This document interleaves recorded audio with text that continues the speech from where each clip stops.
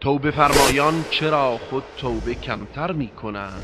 ما در برخوردمون با اهل سنت یا با یک وهابی نهایت ادب را که نشانگر تربیت ما در مکتب اهل بیت باید نشان بدیم.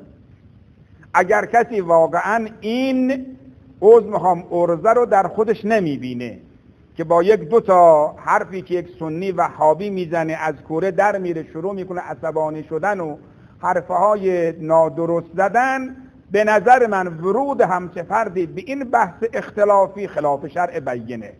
باید یک کسی وارد بحث ولایت بشه از اهل بیت دفاع کنه که جلوی چشمش به خاطر علی فحش ناموسی هم دادند، سرش بندازه پایین و اذا خاطبهم الجاهلون قالوا سلاما و اذا مروا باللغو مروا کراما. بیایید نمونه عملی این ادب را با یکدیگر ببینیم.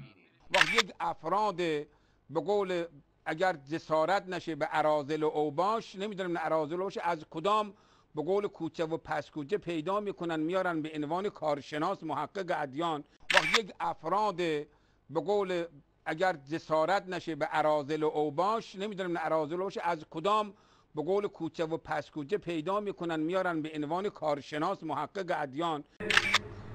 بابا تو که یک جوجه‌ای مگه در حد جوجه هم نیست؟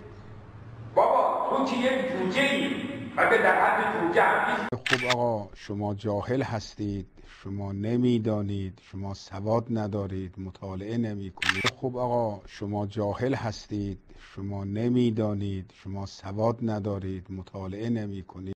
سواد بیشعور ارزش نداره. سواد بیشعور ارزش نداره. بابا تو راست میگی بر پدر و جد اجداد دروغگو لعنت.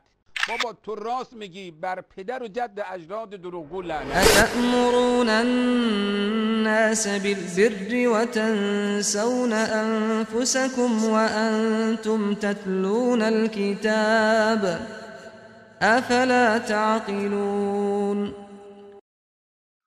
آیا مردم را به نیکوکاری فرمان می دهید و خودتان را از یاد می برید؟ حالان که کتاب آسمانی را می خوانید، آیا نمی اندیشید؟